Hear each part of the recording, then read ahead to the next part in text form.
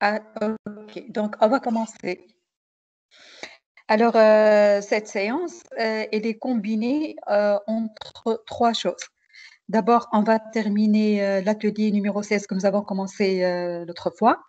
On va faire l'atelier numéro 17 et après, on va refaire l'enseignement dirigé, locomoteur numéro 1 que le groupe A raté. Donc, alors, le premier atelier, le numéro 16, cette fois-ci, on va voir la pathologie de la substance blanche. Alors, d'abord et avant tout, on va rappeler un peu ce que c'est que la substance blanche, comment on la voit, et voici une coupe anatomique. C'est une coupe frontale ou encore coronale. Comme vous voyez ici, la substance blanche, c'est tout ce qui est blanc. Tout ce que vous voyez ici est blanc. La substance grise est un ruban cortical que vous voyez ici en rouge ou en marron. Voilà, donc tout ça, c'est le ruban cortical. La substance grise, elle est représentée également par les noyaux gris centraux. Et donc, tout ce que vous voyez ici, c'est de la substance blanche. Celui-là, c'est le corps calleux. Alors, si j'agrandis un peu, vous allez voir que voici le cortex, le ruban cortical, et voici la substance blanche. Alors, cette substance blanche s'appelle la substance blanche sous-corticale. Elle est périphérique. Elle représente les fibres en U, c'est-à-dire c'est la substance blanche qui vient immédiatement sous le cortex. Après, on va voir une substance blanche qui est un peu plus profonde par rapport à la première. Et donc, voici celle qui est sous-corticale et puis profonde et puis la substance blanche périventriculaire. Et là, vous avez le corps calleux. Alors, si je fais une IRM, l'IRM va reprendre exactement ce que je vois ici. Et si on prend dans ce cercle, par exemple, nous avons la substance blanche et nous avons notre cortex.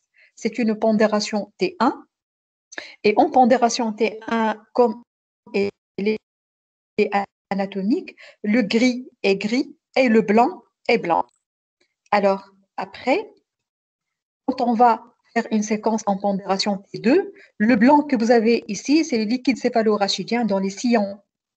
Et ben, la substance blanche, elle devient noire et la substance grise, ou bien noire ou bien grise, et la substance grise, elle est un peu plus blanche. Et ben, vous comprenez tout de suite que si je veux voir des anomalies de la substance blanche, je vais faire en sorte que les anomalies, c'est-à-dire des signaux, c'est des signaux qui sont blancs. Alors, on a inventé une séquence qui s'appelle la séquence T2 flair.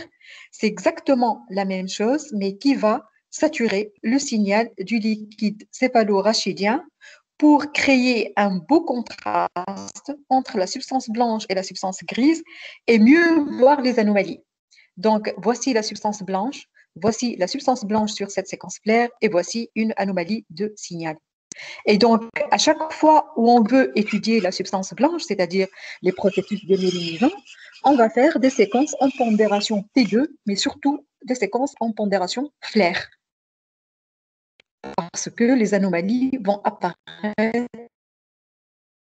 plus évidentes, parce que le liquide céphalorachidien qui est en hypersignal, je ne le vois plus. Alors, voici une séquence flair, et voilà. Quand je fais une coupe, ça c'est coupé à partir de celle-là. Quand je fais une coupe flair, je vois très bien tout ce qui est blanc ici, c'est de la substance blanche, c'est des anomalies de signal. Maintenant, si je veux décrire ces anomalies, je vais dire qu'elles sont par exemple en plage, elles sont nodulaires, elles sont punctiformes, comme vous voyez ici, sous forme de points. Et quand je parle de siège, je vais dire que celle-là, elle est sous-corticale, par exemple. Celle-là, elle intéresse la substance blanche profonde et celle-là, la substance blanche périventriculaire. Voilà. Pourquoi c'est important de décrire les anomalies? Parce que selon cette description, l'IRM va aider à faire une démarche diagnostique et donc à approcher le diagnostic. Elle ne va pas le confirmer, mais on va voir que les critères IRM vont beaucoup aider le neurologue ou le clinicien, l'interniste, qui est en train de chercher une anomalie de la substance blanche qui peut expliquer la symptomatologie. Est-ce que c'est clair jusque-là?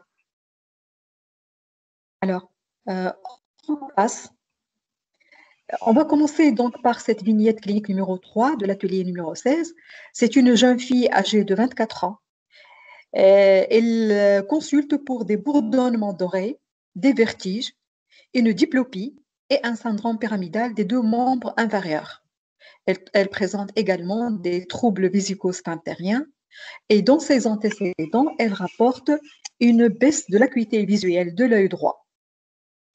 Et donc, vous voyez bien que c'est une jeune fille et que la symptomatologie, elle est très compliquée, hein. C'est une symptomatologie, elle est riche et elle va intéresser aussi bien l'encéphale que la moelle, hein. Voici donc un syndrome pyramidal qui peut également intéresser soit le cerveau ou la moelle épinière.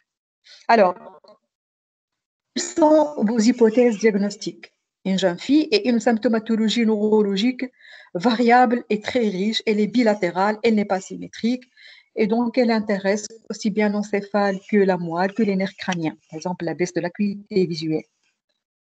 Alors, qu'est-ce qu'on suspecte? Là, on va suspecter. Sclérose en plaques. Eh bien, donc le premier diagnostic, bien évidemment, la sclérose en plaques, parce que quand vous voyez le contexte clinique, il s'apprête beaucoup à cette pathologie. Sinon, il y a les connectivités. Vous savez que les connectivités, elles peuvent atteindre le cerveau. Et dans le cerveau, il y a le siège de prédilection de ces connectivités, c'est la substance blanche. Et puis, il y a également la vascularite. La vascularite, c'est un terme très vague. Il y a plusieurs maladies qui intéressent les vaisseaux. Et quand il y a une atteinte des vaisseaux du cerveau, on va avoir une symptomatologie qui traduit cette vascularite. Et bien, cette vascularite, elle peut être soit primitive et intéresse les vaisseaux du cerveau, soit encore une vascularite qui est secondaire. C'est-à-dire, on va trouver à la fois une atteinte rénale, une atteinte cutanée, une atteinte pulmonaire. Et là, donc, dans la vascularite qui est secondaire, le diagnostic est le plus facile. Pourquoi? Parce qu'on peut s'aider d'une biopsie du rein, par exemple, et on peut avoir un diagnostic. Par contre, dans la vascularite primitive ou primaire du cerveau, les biopsies le cerveau. Par exemple, et donc, cette jeune fille, on va évoquer d'abord la sclérose, sinon les connectivités, sinon la vascularite. Alors, on va commencer par explorer. En imagerie, à votre avis, nous allons demander en première intention. Alors, on ne va pas demander le scanner, hein, ça ne sert à rien. Le scanner n'examine pas bien la substance blanche. On va faire une IRM cérébro-médulaire. Pourquoi IRM? Parce qu'elle est très performante dans l'étude de la substance blanche grise, les anomalies de signaux. Pourquoi cérébro-médulaire? Parce que la symptomatologie, d'abord, elle apparaît à la fois au niveau de l'encéphale et au niveau de la moelle, mais également parce que la pathologie dont j'ai parlé tout à l'heure, la CEP, la connectivité et la vascularite, c'est une pathologie qui peut atteindre aussi bien l'encéphale que la moelle épinière. Et donc là, on est obligé de faire systématiquement l'IRM cérébromédulaire, même si la symptomatologie est cérébrale ou bien elle est médulaire. Et donc, je fais le bilan complet pour approcher le mieux le diagnostic. Alors, quand on fait une IRM cérébrale, voici ce qu'on peut voir. Alors, je vous montre ici, ce sont des coupes en pondération flair. Et bien, quand vous voyez, c'est des coupes qui vont commencer d'abord tout bas, parce que là, vous avez la fosse postérieure, vous avez l'étage sous-tentoriel. Là, vous avez les yeux, comme vous voyez ici, vous avez l'ethmoïde, et donc vous avez les lobes temporaux. Et là, j'ai l'étage sous-tentoriel, c'est-à-dire je suis toujours au-dessous de la tente du cerveau. Je remonte petit à petit. Voilà donc le mésencéphale, je suis au niveau du tronc cérébral. Voici un peu de vermis et là donc j'entame les lobes. Et voici le lobe frontal. Je remonte également un peu plus haut et je suis dans les lobes frontal, pariétal, je suis au niveau du lobe occipital et donc j'ai les noyaux gris centraux et je remonte un peu plus. Voici ce que je vois, la substance grise et la substance blanche périventriculaire. Alors, si j'essaie d'interpréter, et là, c'est une coupe également, c'est une coupe en pondération flair T2, mais elle est dans un plan sagittal. Alors, si j'essaie de décrire, je vais dire qu'il y a des anomalies de signal, c'est-à-dire des hypersignaux, c'est-à-dire blancs, des anomalies de signal sus et sous-tentoriel, intéressant le pédoncule cérébral, donc voici le pédoncule cérébelleux droit, le pédoncule cérébelleux gauche. Donc, c'est un pédoncule cérébelleux moyen parce que nous avons un pédoncule cérébelleux inférieur également et supérieur. Et donc là, c'est un pédoncule cérébelleux moyen de part et d'autre. Et j'ai une anomalie de la substance blanche en périventriculaire, comme vous le voyez ici, tout autour des ventricules. Et j'ai des anomalies sous-corticales également. Voici donc la substance blanche sous-corticale dont on a parlé tout à l'heure. C'est immédiatement sous le cortex. Et j'ai également atteinte du corps calleux. Alors, sur les coupes axiales, voici le corps calleux, il est là. Il est atteint par ces anomalies de la substance blanche. Et la partie postérieure du corps calleux, je vais la retrouver ici également. Si je fais une coupe sagittale, je vais voir mon corps calleux dans sa tête. Enfin, je vois une coupe axiale qui passe à côté du corps calleux. Je ne le vois pas ici, c'est la coupe, elle est parasagittale. Par contre, je vois un système ventriculaire tout autour duquel il y a des anomalies de la substance blanche qui peuvent intéresser la substance blanche du corps calleux. Et donc, cet aspect, comme je vous ai dit dans le cours, une disposition des anomalies de signal en crête de coque. Et donc, elle rappelle la crête de coque. C'est une disposition périventriculaire qui reprend la disposition du corps calleux. Et donc, c'est grâce à ces coupes dans un plan sagittal que je peux être certain que le corps calleux est atteint. Et ben, cette morphologie, l'atteinte en crête de coque, est très évocatrice de CEP. On la voit pratiquement que dans la CEP. Alors, après ces anomalies que j'ai vues sur la séquence. Oui, oui. مدام البارتاج نتاع ليكرون فماش ماناش قاعدين نشوفوا مناش توا بركة بديت الحكاية هذه. بكري شويه معناها كان فم درجين هكاكا اي ما كنتش قاعدين تشوفوا. لا توا vous voyez ou pas? Non. Vous voyez أي l'écran? أي مدام ليكو Non. نتاع اليغم كل ما شفناهمش. Non.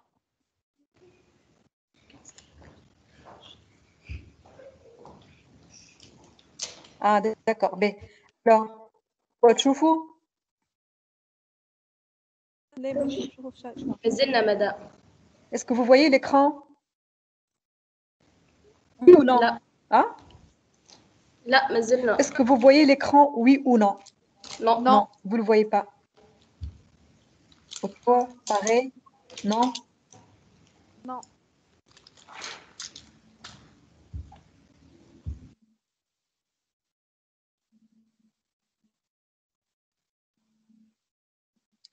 Mais, allez, je vais essayer de le mettre sur le bureau. Il n'y a plus de partage d'écran.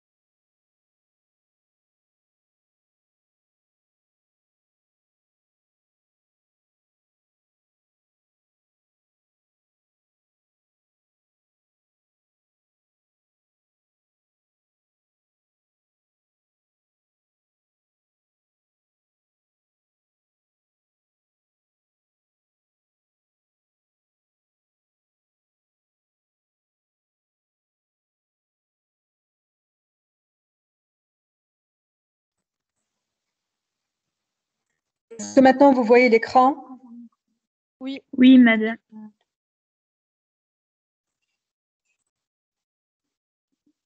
اوكي. allez. في تقص قولوا لي، ما تخليونيش هكا كنتكلم وانتم ما كنتش تشوفوا. Oui, madame. Alors, vous voyez l'écran maintenant? Oui, ok. Donc, je reprends. Nous avons fait des séquences en pondération flair sur le cerveau, que vous voyez ici. Alors, cette coupe, elle est au niveau du laitage sous-tentoriel. Celle-là, elle est au niveau du, comme vous voyez ici, au niveau du tronc cérébral, c'est le mésencéphale. Celle-là, elle est au niveau de l'étage sustentoriel. Et celle-là, elle est au niveau du cerveau également. Et donc, je vais de haut, de bas en haut. Et voici donc les yeux, suis tout bas. Et donc, je remonte petit à petit. Celle-là, c'est une coupe en pondération flair dans un plan sagittal. Donc, j'ai des coupes axiales en haut, j'ai une coupe sagittale en bas. Alors, si j'essaie de chercher des anomalies de signal, alors ces anomalies de signal, c'est-à-dire les hypersignaux de la Madame, substance blanche, on voit pas les diapos, elles madame. existent. Oui. Vous voyez plus On voit l'écran? pas les diapos. Oui, oui. Qu'est-ce que vous voyez alors? On ne voit pas le curseur. Oui. Vous voyez le curseur ou les images? On voit les images, mais on ne voit pas le curseur.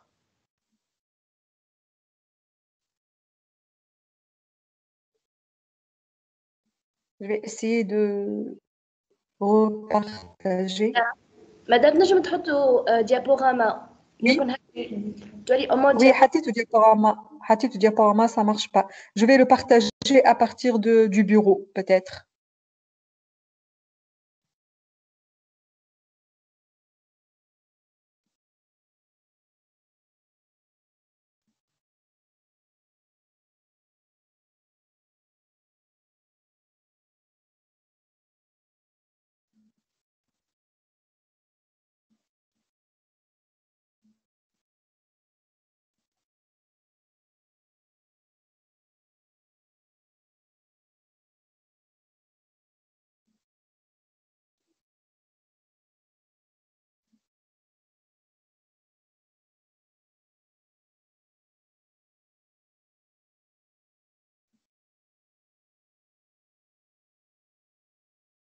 Alors maintenant, vous le voyez.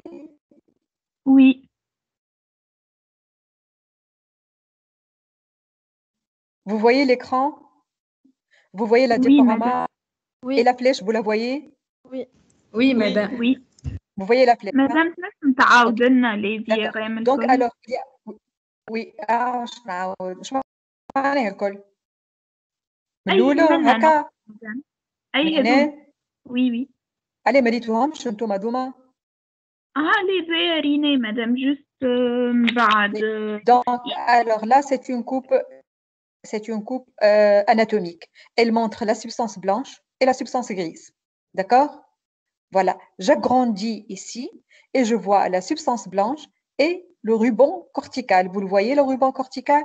Alors, la substance blanche, nous avons une qui est sous-corticale, c'est celle-là, une qui est profonde, là où il y a ma flèche, et il y a une substance blanche qui est périventriculaire. Alors, si je fais une coupe en IRM, j'ai le ruban cortical qui est gris, que vous voyez ici. J'ai la substance blanche, là, qui est immédiatement, c'est celle-là, je la retrouve ici. Donc, c'est une pondération T1, le gris est gris et le blanc est blanc.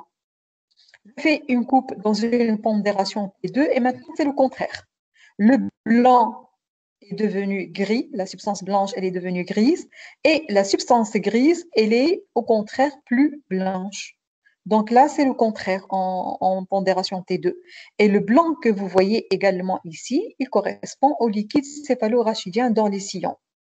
Alors, pour mieux étudier cette substance blanche, on s'est proposé de faire une séquence qui va annuler, c'est-à-dire qu'elle va rendre le liquide céphalorachidien gris au liposignal. Comme ça, je peux voir la substance blanche par phénomène de contraste. Inventer la séquence flair dont on vous parle tout le temps. C'est une séquence T2, elle est différente de T1, elle est plutôt T2, mais la différence, c'est que tout ce qui est liquide céphalorachidien est devenu noir. Comme ça, toute cette substance blanche est bien visible maintenant, et quand il y a des anomalies de signal, je les vois bien. Donc là, ça s'appelle une anomalie de signal, c'est des hypersignaux. Alors, ces hypersignaux intéressent les substances blanches. Celle-là, elle est sous-corticale, celle-là également, elle est sous-corticale. Et donc là, plus on avance vers les ventricules, on va vers la substance blanche plutôt profonde. Donc, sur cette coupe, par exemple, j'ai ici des anomalies de signal. C'est la même, hein, je l'ai agrandi.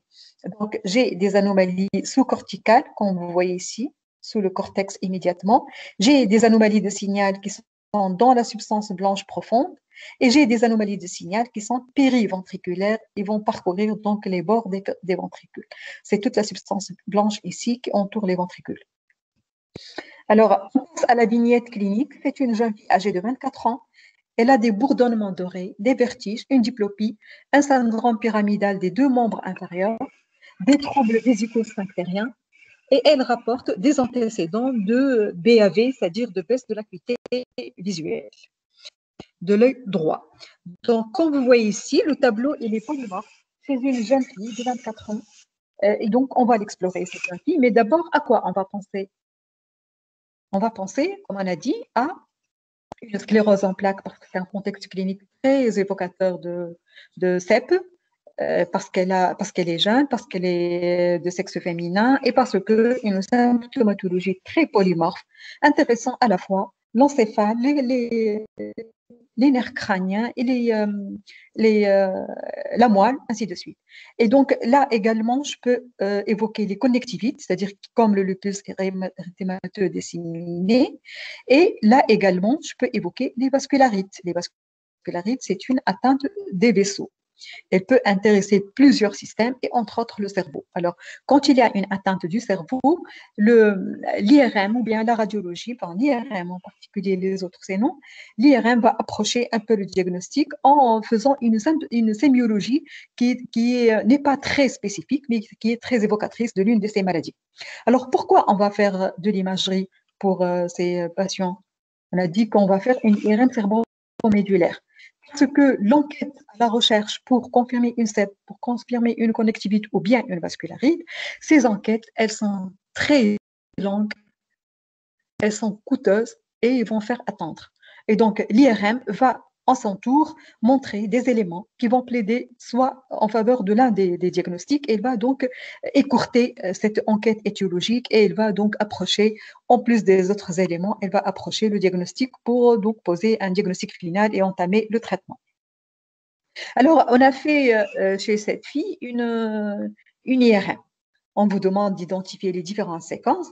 Et donc, je vous ai dit qu'à chaque fois où vous avez le gris et blanc et le blanc et gris, vous êtes en T2. Et quand vous avez le liquide céphalo-rachidien et noir, vous êtes dans une séquence flaire. Donc, ce sont des coupes axiales en pondération flaire de bas en haut.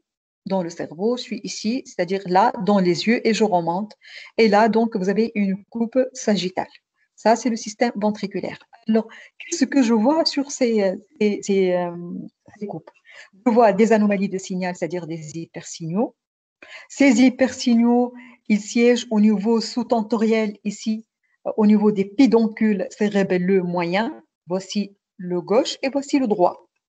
Et il y a également d'autres anomalies de signal. Celle-là, par exemple, elle est en regard de la corne temporale gauche.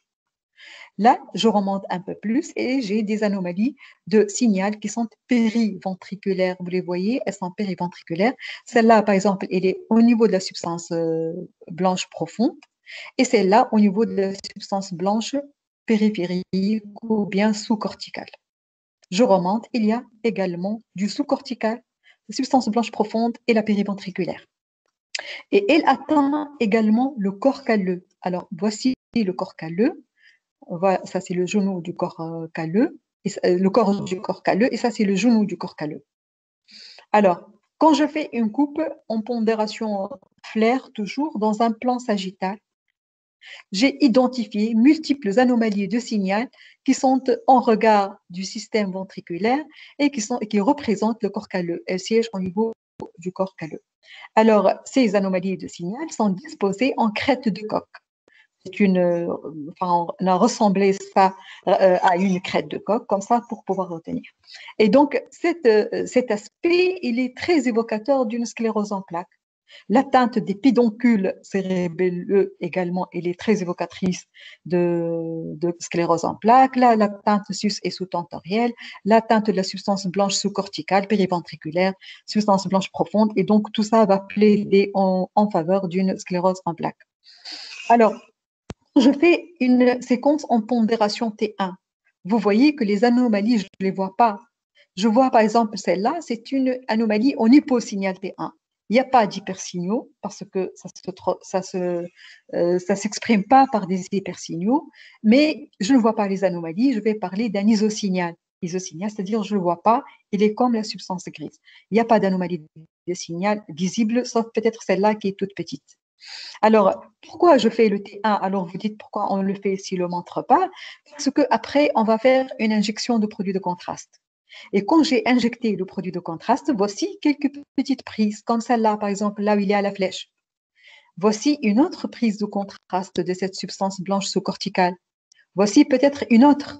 Et donc là, pourquoi je fais l'injection de produit de contraste? Pour chercher une prise de contraste qui traduit un aspect, voici j'ai agrandi ici, traduit un caractère actif de la maladie. Parce que la sclérose en plaques, elle passe par, euh, elle passe, elle passe par des stades. Parfois, il est actif, parfois, il n'est pas actif. Et donc, le traitement, il va varier que la maladie est active ou non. Alors, quand je fais une injection de produit de contraste, je réponds le clinicien s'il y a une prise de contraste, c'est-à-dire est-ce qu'il y a des signes d'activité ou non. Et ça, c'est une réponse qui est obligatoire dans le compte-rendu de la CEP. Alors, quand je fais maintenant l'état, j'ai dit qu'on fait systématiquement le cerveau et la moelle. Voici une coupe sagittale en pondération T2 sur la moelle cervico-dorsale. Eh bien, cette coupe va montrer des anomalies de signal. Je ne sais pas si vous voyez ici un hypersignal juste là. Et il y a des anomalies de signal ici, au niveau de la moelle. Eh bien, quand j'injecte du produit de contraste, j'ai une prise de contraste que vous voyez ici. Alors, je vais dire que c'est une pondération T2, une pondération T1 plus gadolinium et des anomalies de signal intramédulaire, étagée et postérieure. Prise de contraste de certaines lésions. Elles peuvent donc prendre le contraste quand c'est actif et elles peuvent ne pas prendre quand c'est pas actif. Alors, le diagnostic, on a dit que ce cas est très, très typique de sclérose en plaques. Alors, les critères diagnostiques en imagerie de la sclérose en plaques sont les suivants. Il s'agit d'une dissémination spatiale, c'est-à-dire dans l'espace, au moins une lésion en pondération T2 ou flair, dont au moins 2 de ces 4 localisations. Elle est juxtacorticale, comme on a vu tout à l'heure, immédiatement sous le cortex, périventriculaire, nous l'avons, sous-tentorielle, rappelez-vous, nous avons vu les localisations au niveau des pédoncules cérébelleux, donc je l'ai, et j'ai également une atteinte de la moelle. Déjà, j'ai 4 localisations, alors que le critère spatial demande 2. Moi, j'ai 4. Et donc, il y a une dissémination, c'est-à-dire dans le temps, une nouvelle lésion T2 sur une IRM de contrôle.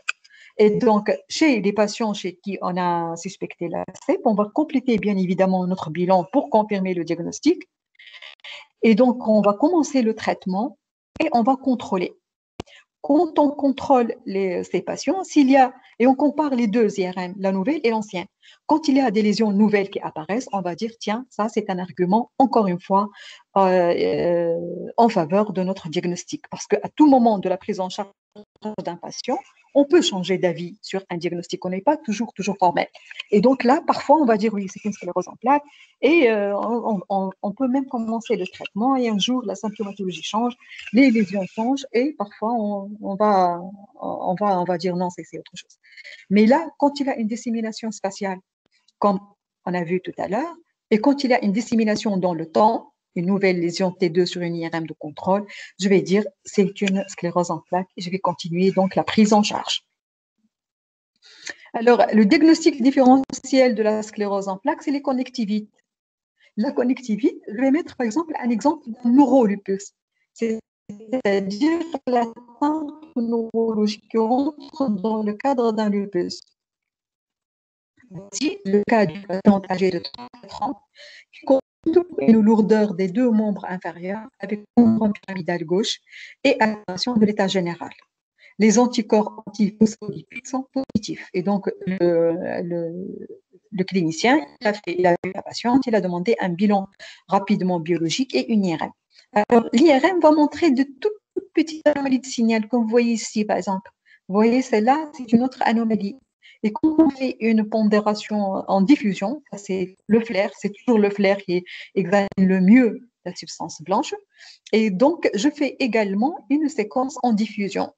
En diffusion, les anomalies deviennent plus évidentes et sont en hypersignal diffusion avec une restriction de la diffusion. Elles ne diffusent pas comme le liquide céphalorachidien. Donc, ce sont des anomalies de signal punctiforme, petits points, de la substance blanche profonde. Vous voyez, elle est profonde. Hein, celle-là, elle est profonde. Celle-là, elle est profonde. Elle est profonde. Et donc, dont deux lésions en hypersignal diffusion que vous voyez ici, avec restriction de la diffusion. Donc, c'est ça les critères. Et pour donc poser le diagnostic du lupus, j'ai d'autres éléments qui vont confirmer ce diagnostic et commencer le traitement. Mais l'IRM ne fait que partie du bilan. Le diagnostic différentiel va s'opposer également avec la vascularite et en particulier avec le neuro-B7, la maladie B7 et l'atteinte neurologique. Et voici le cas d'un patient âgé de 56 ans. Il a des antécédents de maladie de B7 il y a 15 ans. Il n'est pas traité. Il consulte pour des paresthésies du membre supérieur gauche. Et quand on a fait donc l'IRM, comme je vous ai dit, c'est toujours des séquences en pondération flair, comme vous voyez ici. Alors, ces séquences en flair vont montrer des anomalies de signal nodulaire du noyau dentelé. Voici celui-là, c'est le noyau dentelé gauche, comme vous voyez ici. Le droit, il est normal. Du centre semi-ovale, comme vous voyez ici, droit. Celui-là s'appelle le centre semi-ovale, c'est la substance blanche. Toutes ces lésions sont en hypersignal diffusion. Donc, celle-là, je la vois. Oui. Les diapos sont bloqués. مازلنا قاعدين نشوفوا في الديagnostic différentiel neurolupus.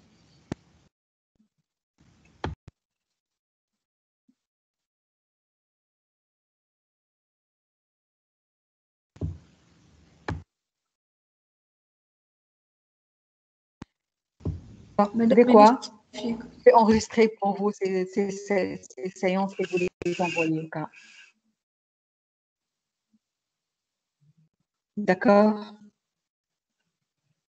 Parce que là, je n'ai pas une autre solution. Je vais essayer de partager une dernière fois à partir du bureau.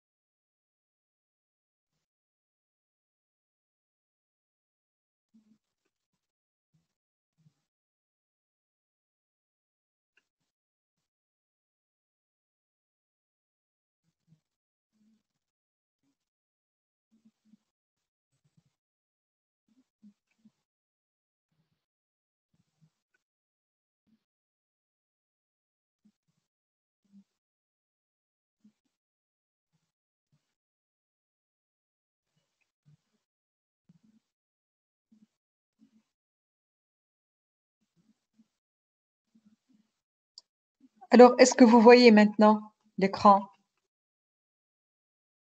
Non, madame.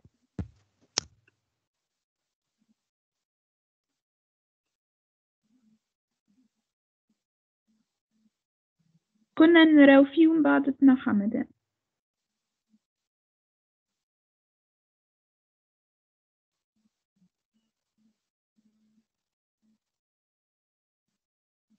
Et maintenant?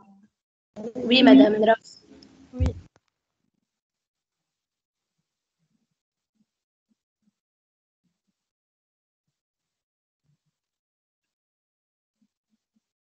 Voilà, donc on a dit que c'est un diagnostic différentiel. Qui fait immédiatement, on va essayer une dernière fois. Donc là, j'ai هذا c'est bon, madame, juste dit que c'est le الفاسكولارية. diagnostic différentiel. Juste madame النورو D'accord, B7 مثلا. d'accord.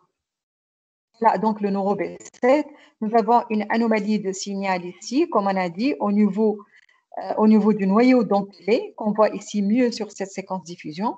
Nous avons d'autres anomalies de signal dans la substance blanche, en particulier du centre semi-ovale, qui deviennent plus évidentes ici sur la diffusion.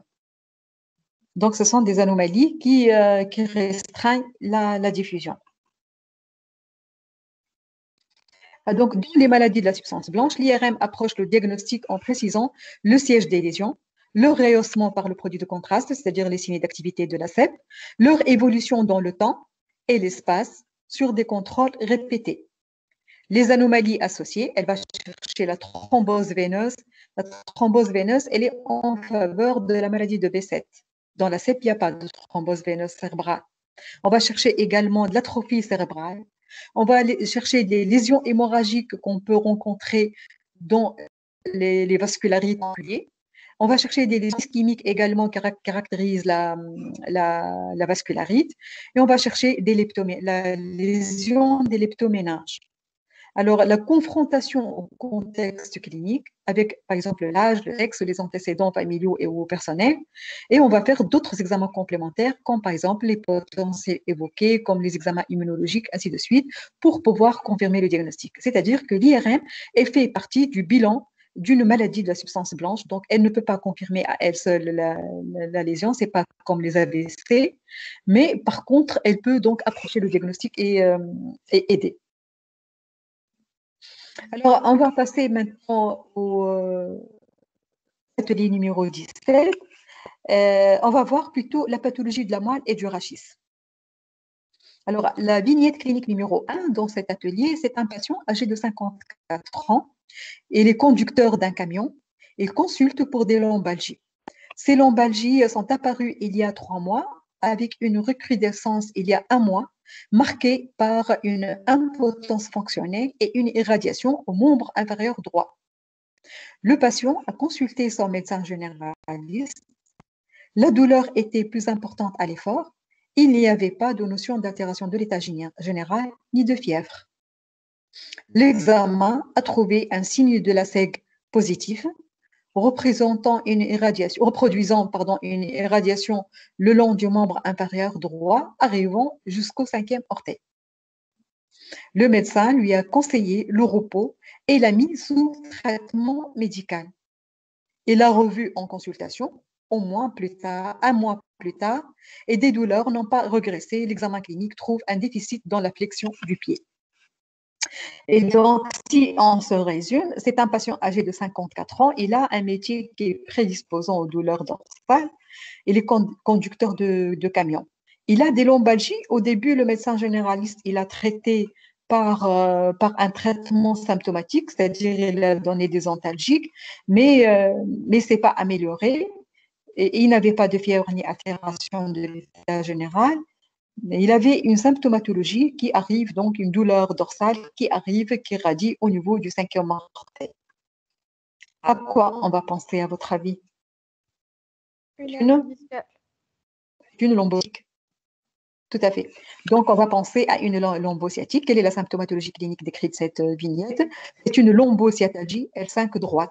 Pourquoi j'ai dit lombalgie L5 droite? Là, j'ai représenté cette représentation qui montre donc les différentes racines.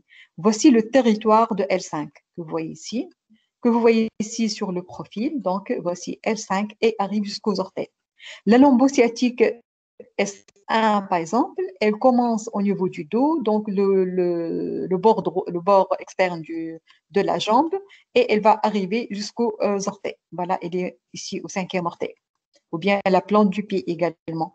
Voici S1, voilà, donc le bord latéral de la jambe, et elle reste toujours au niveau d'un bord latéral. Donc là, bel et bien, quand la symptomatologie irradie au niveau du gros orteil, je suis en présence d'une lombosciatique de type L5 droite. L'examen d'imagerie, demandez-vous, on peut demander une TDM ou bien une IRM lombaire. La plus disponible, on peut la faire. Mais idéalement, c'est une IRM. Si on ne dispose pas, la TDM aussi, elle peut répondre au moins de première intention. Alors, on va faire une IRM pour cette question. Quand on fait une IRM pour une lombosciatique, on commence toujours par des séquences en pondération T1 sagittal et puis T2 sagittal. Là, vous voyez les corps vertébraux et les disques. Vous avez le canal médulaire, le canal lombaire que vous voyez ici. Vous avez la moelle épinière, le cône terminal et puis le départ des racines de la queue de cheval. Ce sont toutes les racines que vous connaissez, le L1, le L2, le L3, ainsi de suite, le S1, le S2, le S3, ainsi de suite. Donc, voici les racines de la queue de cheval, le disque vertébral et le corps vertébral. D'accord? Alors, pourquoi ce schéma? Pour vous montrer, c'est une vertèbre, celle-là. C'est une vertèbre que je regarde de face ou de profil, on va dire de face. Et vous avez le corps vertébral, celui-là, c'est le pédicule. C'est un corps vertébral, c'est celui-là. Et vous avez des disques. Donc, chaque vertèbre va contenir un corps vertébral et il est séparé par des disques supérieurs et un disque inférieur.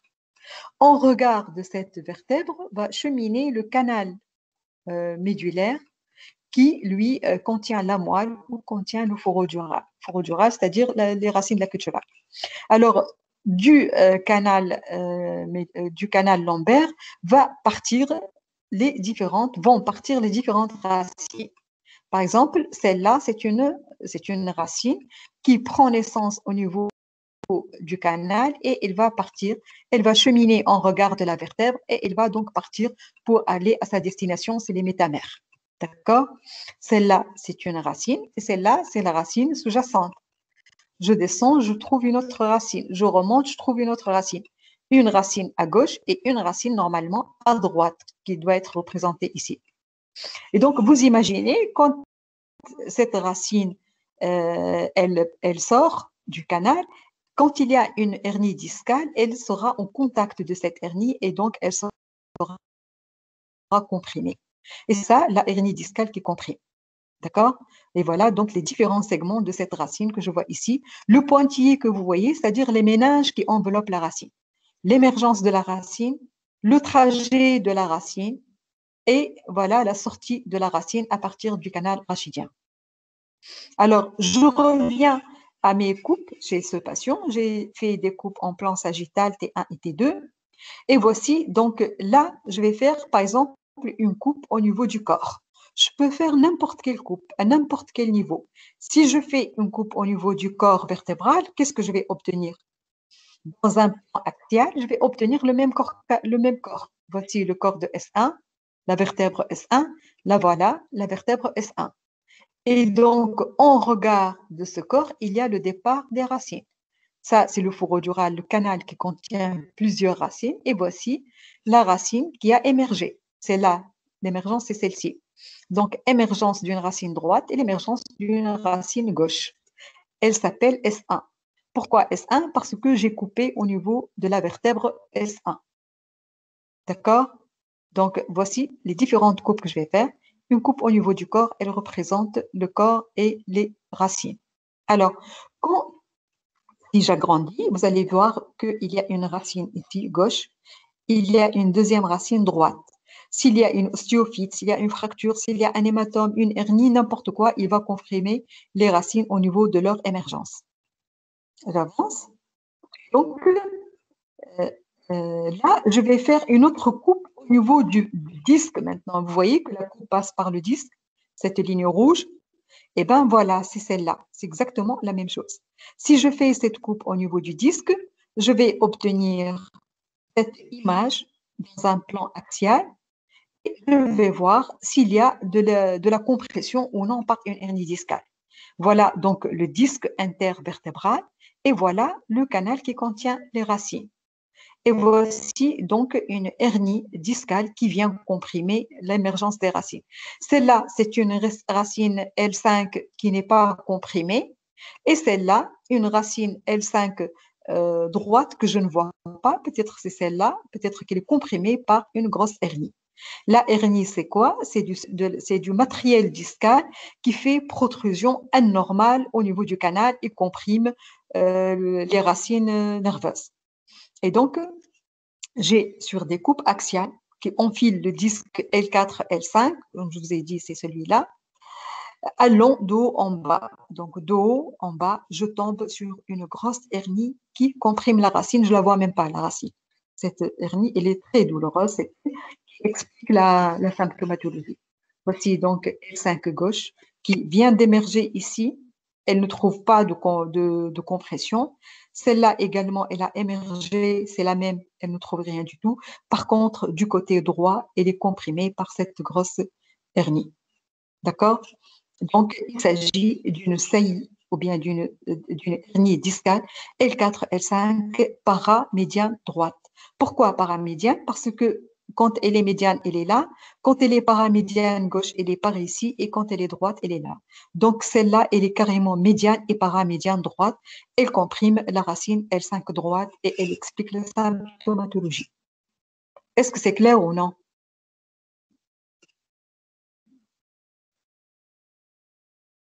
On avance?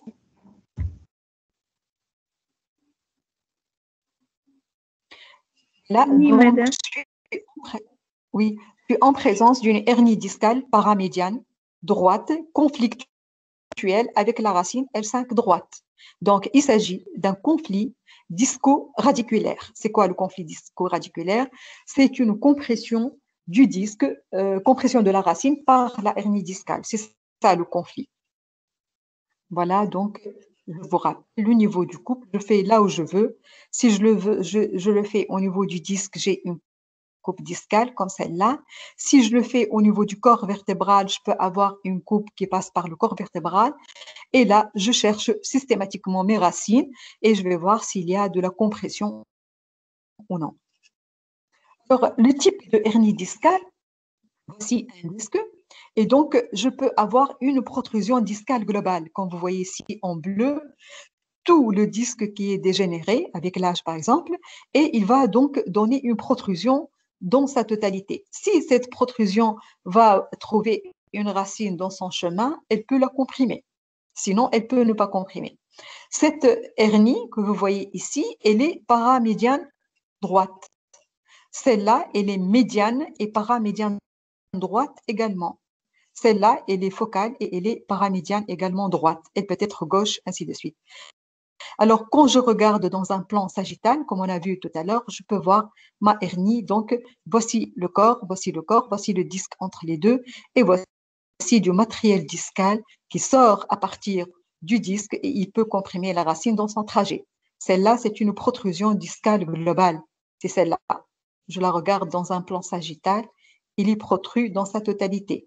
Celui-là, il est le siège d'une hernie plutôt focale. Alors, la place des radiographies du rachisme. Oui, oui.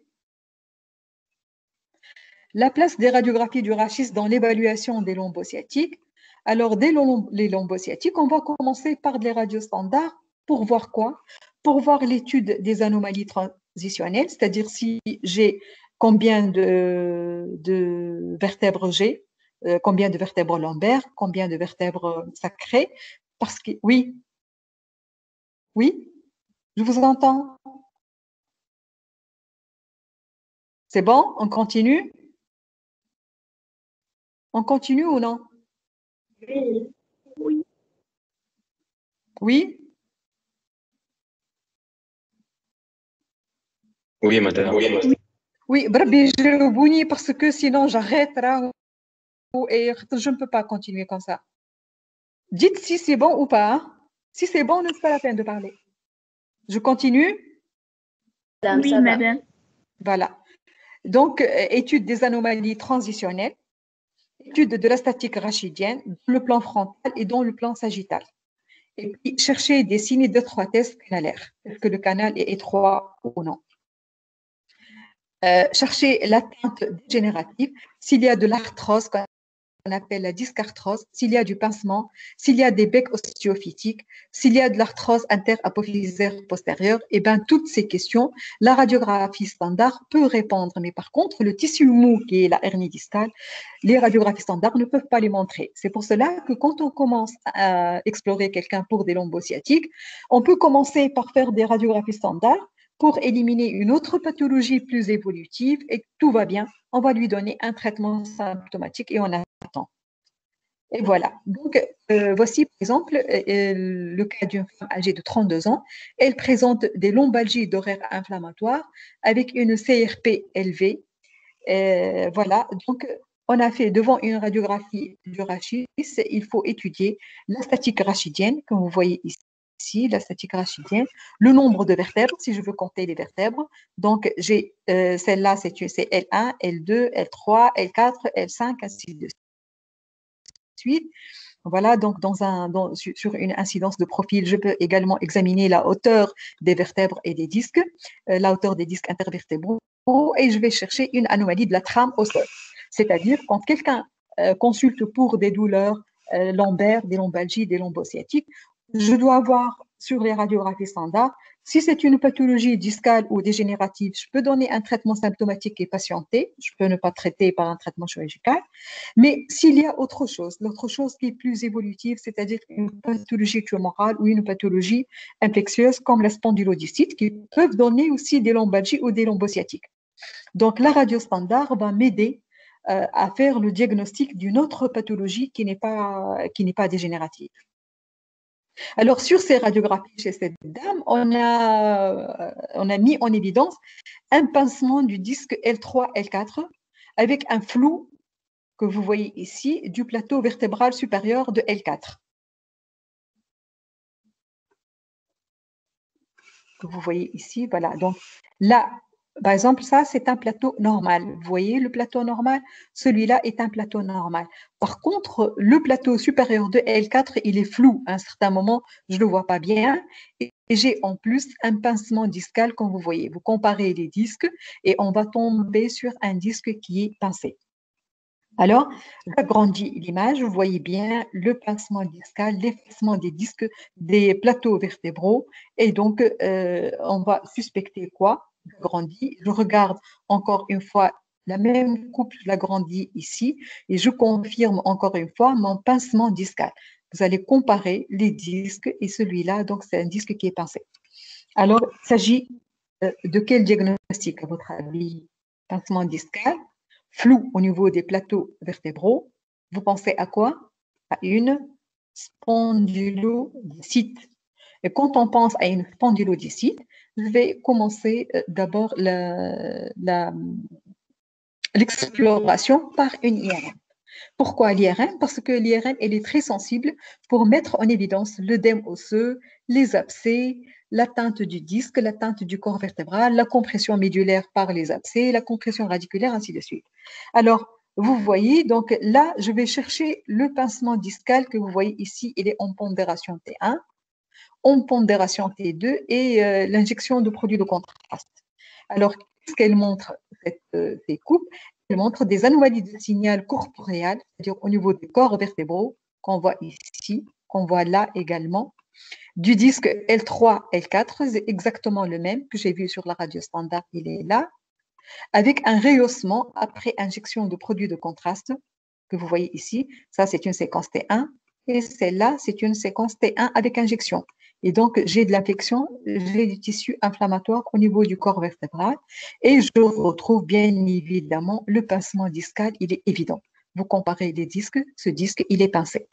Eh bien, la spondylodicite, rappelez-vous, c'est une atteinte du disque vertébral avec la fusion des phénomènes inflammatoires et du pus au niveau des plateaux vertébraux. C'est pour cela ceci va me donner un pincement discal et il va me donner également l'aspect flou ou l'aspect gommé, comme vous voyez ici, au stade précoce d'un stade là où la radiologie devient positive, mais également des anomalies de signal au niveau des corps vertébraux. Donc, des anomalies de signal au niveau du disque, des anomalies de signal au niveau des corps vertébraux de part et d'autre, et parfois même il y a des abcès, comme vous voyez ici, au niveau du canal qui vont comprimer la moelle. Donc, il s'agit d'une spondylodicite infectieuse. Est-ce que vous avez une question par rapport à ça? Alors, on passe à la vignette numéro 2. C'est une dame, FB, âgée de 44 ans. Depuis 3 mois, elle se plaint de troubles de la marche, à type de fatigabilité, avec un périmètre de marche de plus en plus réduit. Elle présente des troubles sphinctériens, à type de fuite urinaire et une constipation récente et gênante. L'examen neurologique trouve une paraparésie spastique asymétrique, plus marquée du côté gauche, avec une hypoesthésie de tout le membre inférieur droit, arrivant à l'ombilic. Le Babinski était présent et bilatéral. Et l'examen du périnée est sans anomalie, c'est-à-dire ses réflexes sont présents. Donc, c'est une dame âgée de 44 ans qui, depuis 3 mois, elle présente une symptomatologie de type médulaire. Oui ou non? Et donc, je vais vous poser la question, quel tableau neurologique présente cette patiente? Tout à l'heure, nous avons vu un tableau du lombocyatite F5. Maintenant, le tableau neurologique que décrit cette dame, c'est un tableau d'une compression médulaire qui est lente. Elle n'est pas aiguë, elle est lente parce qu'elle évolue déjà depuis 3 mois. Alors, l'examen en imagerie est indiqué dans ce cas. Ben, en imagerie, on va demander quoi pour la compression médulaire? On ne demande pas de scanner. Hein? Pour la moelle, autant pour le cerveau, on peut donc demander un scanner, par exemple, dans le cas d'AVC ou bien dans le cas de traumatisme cérébral. Le scanner, il peut nous aider. Nous avons fait l'enseignement dirigé l'autre fois et nous avons bien expliqué l'indication de l'IRM et du scanner dans les autres contextes traumatiques et le contexte d'AVC. Par contre, en pathologie de la substance blanche, comme on a vu tout à l'heure, ou bien dans la compression médulaire, on va passer directement à l'IRM parce que le scanner n'étudie pas la moelle épinière. Hein. Il va montrer le racisme, c'est vrai, il va étudier le racisme, mais il n'étudie pas les faces médulaires et périmédulaires. Alors donc, chez cette patiente, on va commencer l'exploration par une IRM. D'accord? La compression médulaire, c'est toujours et toujours une IRM. On va faire donc une IRM médulaire. Alors, voici l'IRM médulaire. Qu'est-ce qu'elle va montrer? Celle-là, c'est une séquence en pondération T2. Pourquoi elle est en pondération T2? Comme vous voyez ici, par exemple, vous avez le liquide céphalorachidien qui est en hypersignal et vous voyez bien les racines dont on a parlé tout à l'heure, les racines de la queue de cheval, vous les voyez ici. Et donc, je remonte au niveau des racines et là, je tombe sur un processus, vous le voyez ici. C'est un processus dont le canal médulaire qui est en hyposignal T2. Alors, cette même séquence, je vais faire une séquence dans un plan maintenant frontal ou coronal. Vous voyez, la moelle épinière, je la suis, elle baigne dans du liquide céphalorachidien, vous le voyez de part et d'autre. Je descends avec le cordon médulaire, suivez avec moi, je descends et hop, le cordon médulaire ici est comprimé par le même processus. Ce processus, je le vois dans un autre plan, il comprime la moelle et après la moelle, elle va reprendre un aspect normal et jusqu'ici, elle va donner donc les racines de la queue de cheval qui sont ici. Si je fais un plan axial, je vais retrouver la moelle épinière qui est là, montrée par cette flèche, mais je vais retrouver le processus qui la comprime, qui est toujours en hyposignal T2. Donc, voici tout ça, c'est le corps vertébral, le canal médulaire, la moelle, du côté gauche, elle est normale, du côté droit, il y a quelque chose qui la comprime. Alors, il s'agit d'une compression médulaire. Je vais vous poser la question suivante, quel type de compression médulaire? Vous allez vous dire pourquoi on cherche le type. Et là, le type, on va le chercher. Pourquoi? Parce que on va dresser une gamme diagnostique. Et c'est cette gamme diagnostique va donc nous permettre de faire rapidement le diagnostic de la pathologie. Alors, quel type de compression médulaire? On va rappeler les différents types de la compression médulaire. Voici donc comme si je fais une coupe dans un plan axial. Ça, c'est l'arc postérieur. Celui-là, c'est le corps vertébral. il est par ici, et là, c'est le canal médulaire. Le canal, il contient la moelle. Et voici une compression. Ce cercle, il représente une compression de type extradural. Il est carrément à l'extérieur de la dure mère. La dure mère, c'est ces pointillés que vous voyez ici qui entourent la moelle. La moelle, c'est là, la dure mère, c'est celle-là. Et donc, ce processus, il est carrément extradural. Il est en dehors de la dure mère. Quand je regarde de profil, je vais voir mon processus. Et là également, j'ai la dure mère qui est ici, la dure mère qui est là. Et voici mon cordon médulaire. Le cordon médulaire, il est comprimé, il est refoulé, oui, mais par un processus qui est extradural. Et donc, ça s'appelle une compression extradurale. Par contre, le processus ici, il est à l'intérieur de la dure mère et il comprime la moelle. La moelle, c'est celle-là, le processus, c'est celui-là. Quand je vois sur un plan donc sagittal, mon processus, il est blanc, il est là, et la moelle ici. Donc, il est dans l'espace dural et il va comprimer la moelle et élargit les espaces parce qu'il prend naissance au niveau de ces espaces. Alors, le troisième type, c'est une compression médulaire carrément dans le cordon médulaire. Et donc, ce processus, il va élargir la moelle carrément et il va rétrécir l'espace périmédulaire. Donc, une compression extradurale, une compression intradurale mais extramédulaire, une compression intradurale et intramédulaire. Voilà. Donc, pourquoi je suis obligée en IRM de rechercher cette sémiologie? Pour comprendre, parce que le diagnostic étiologique est variable. Il varie selon le siège de la lésion. Voici, par exemple, si je reviens vers mon dossier, tout à l'heure, nous avons mis en évidence ce processus que vous voyez ici, que vous voyez là également. Eh bien, il ressemble à quoi? Il ressemble plutôt au diagnostic que j'ai vu tout à l'heure, la moelle, processus qui est extramédulaire. Il est donc intradural, extramédulaire. Et donc, il s'agit d'une compression intradurale extramédulaire. Alors, quand j'injecte du produit de contraste, en T1, il est oniposignal, je le vois ici, et après injection de produit de contraste, ce processus va prendre le produit de contraste de façon intense. Je l'agrandis, il est là. Et donc, c'est une lésion expansive, ovalaire, bien limitée, latéralisée à gauche, oniposignal T2 et T1, rehaussée de façon intense après injection de gadolinium. Il s'agit alors de quoi? Les hypothèses diagnostiques, pour une lésion intradurale extramédulaire, je vais évoquer des tumeurs qui prennent naissance aux dépens des structures anatomiques qui se trouvent dans cet espace.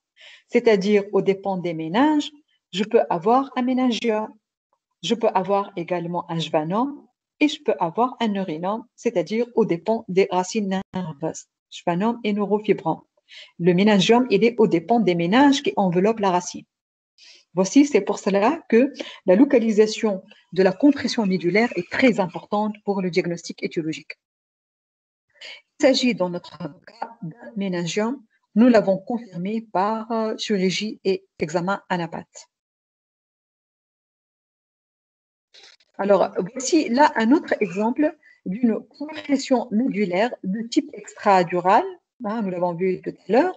Et donc, vous avez ici un corps vertébral et entre les deux, il y a un corps vertébral qui est tassé.